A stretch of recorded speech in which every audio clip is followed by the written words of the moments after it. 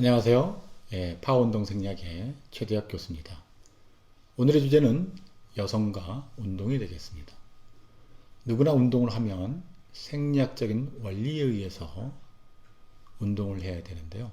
이렇게 여성이나 아니면 특정 집단은 개인적인 그런 차이가 있기 때문에 생리학적으로 어떤 문제가 있고 이를 해결하기 위해서는 어떤 훈련 방법을 해야 되는지가 이해하는 것이 굉장히 중요합니다. 그래서 오늘은 여성과 운동에 관련돼서 생리학적인 원리들을 알아보도록 하겠습니다. 자, 여성이 운동하기 위해서는 세 가지의 질환 형태가 가장 많이 나타나는데요. 첫째는 낮은 에너지 가용성, 두 번째는 월경 기능 장애, 또 이를 통해서 낮은 골 무기질 밀도가 여성 운동선수의 3대 질환이 되겠습니다. 그럼 여성은 왜 낮은 에너지 가용성을 갖게 되어 있을까요? 첫 번째로는 음식 에너지 섭취와 하루 에너지 소비량의 불균형으로 인해서 그래서 낮은 에너지 가용성이 많이 생긴다는 거죠. 자, 낮은 에너지 가용성은 음식 에너지 섭취와 하루 에너지 소비량의 불균형으로 일어나는데요. 보통 여성 운동 선수들은 식이장애를 많이 경험하게 됩니다. 그러면 에너지를 테이크하는 양이 에너지를 소비하는 양보다 적기 때문에 그렇기 때문에 에너지 변화율이 낮아져서 그래서 낮은 에너지 가용성을 갖게 되는 거죠. 우리가 보통 남성은 2900칼로리에서 3000kcal, 여성은 2200kcal를 섭취해야 되는데 여성들은 운동을 많이 하는 여성들은 2500에서 3000kcal 정도 섭취해야지만이 운동할 때 필요한 에너지를 사용할 수가 있는 겁니다. 우리 인체 에너지 소비를 보면 기초대사량이 60에서 65%고 음식으로 섭취해서 열로 발생하는 것이 10%고 25에서 30%가 신체 활동입니다. 근데 보통 사람과 다르게 우리가 운동을 하게 되면 이 신체 활동의 양에 따라서 에너지가 소비가 되는데요.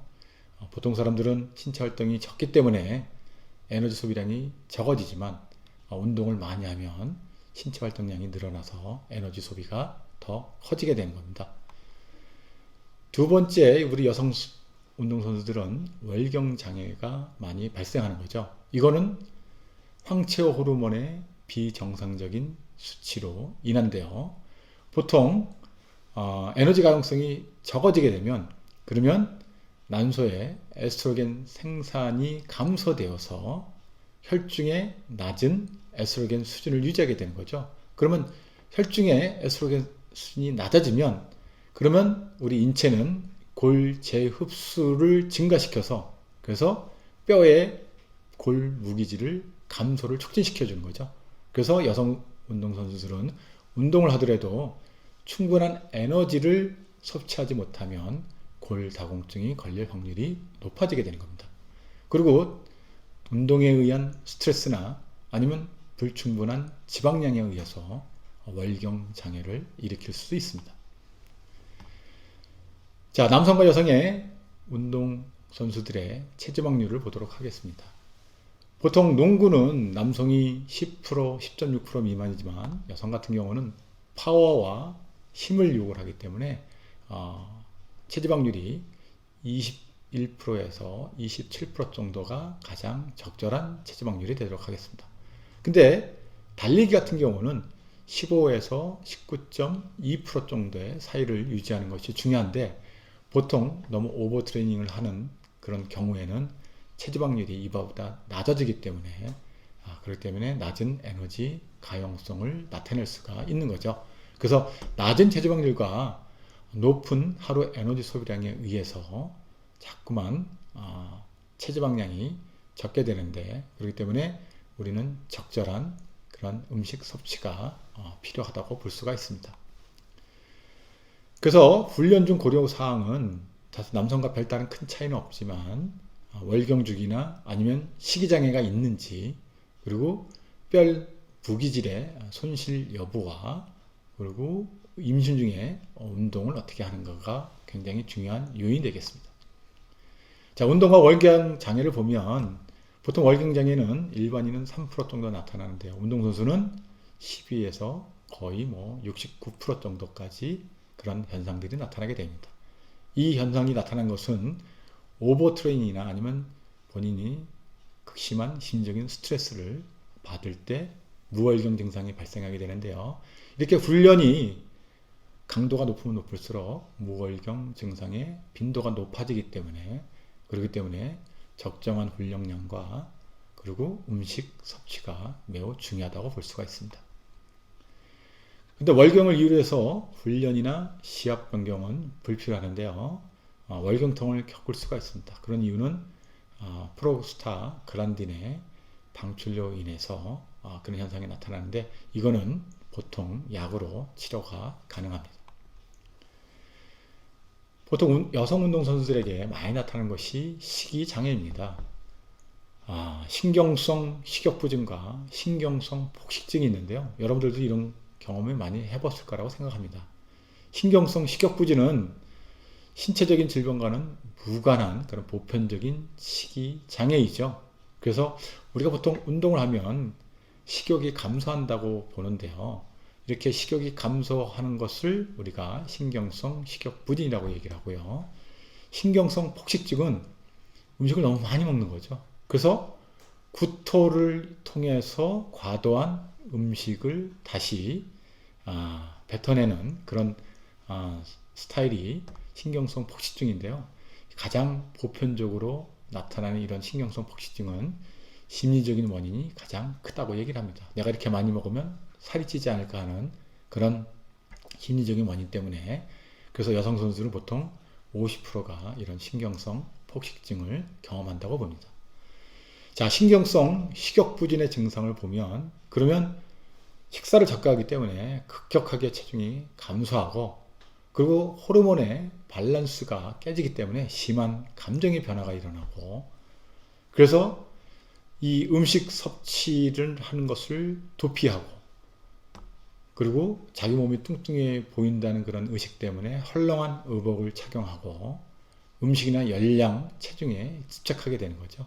그래서 이런 신경성 부직 증상을 체크를 해보시고 이것을 치료하는 것이 굉장히 중요하고요.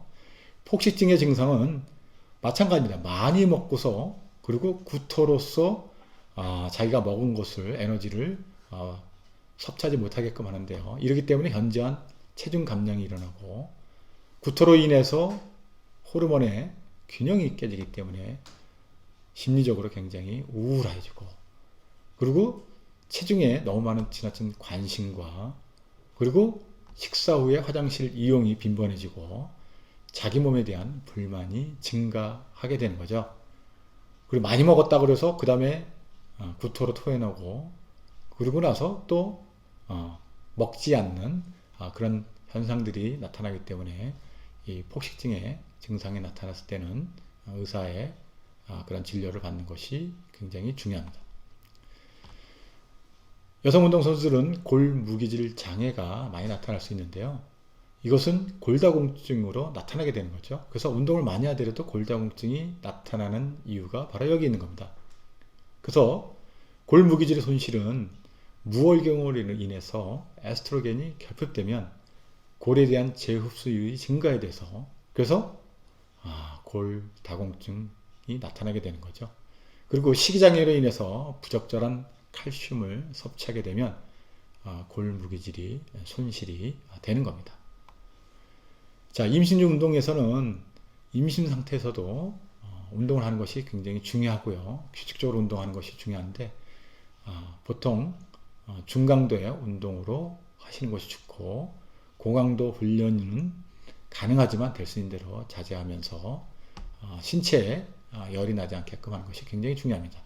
자, 임신 중에 운동을 권장하는 운동은 수중 운동이 가장 좋고요. 그리고 규칙적으로 주치의의 검사를 받는 것이 중요합니다. 자, 여성 운동선수나 여성들이 가장 많이 부상을 당하는 것이 무릎이죠.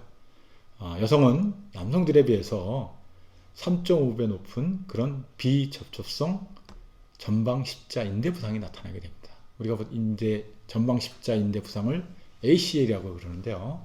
이 ACL 발생률이 남성보다 60%나 높게 나타나는 거죠. 이거는 왜 이렇게 나타날까요? 네, 이거는 해부학적으로, 생리학적으로 여성과 남성의 골격근의 차이 때문에 나타나게 되어 있습니다. 자, 우리가 대퇴를 보면 이렇게 대퇴골에 성장판이 있습니다. 그래서 우리가 운동을 하면 성장에 굉장히 영향을 주는 것이 이 대퇴골에는 성장뼈죠. 근데 이 성장뼈에 우리 무릎 쪽에 보면 이렇게 무릎뼈, 슬개골이 여기에 있습니다.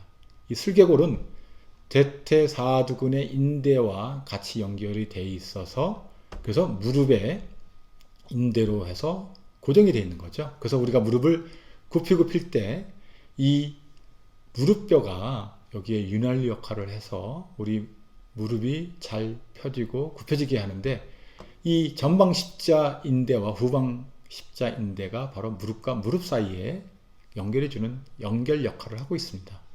근데 대퇴 근육이 약해지면 이 무릎뼈가 우리가 다리를 움직일 때 무릎뼈에 소리가 난다든지 무릎뼈가 제대로 고정이 안 돼서 그래서 실질적으로 이 전방 십자 인대에 부하가 가서 그래서 파손 위험을, 손상의 위험을 더 크게 만드는 거죠.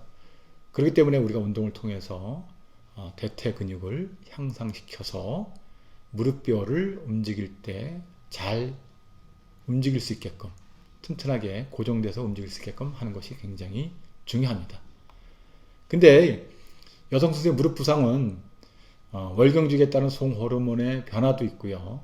또 해부학적으로 무릎 구조의 유전적인 차이도 있고 그리고 신경 근육의 불균형으로 무릎의 부상 위험이 남성보다 높게 나와 있습니다.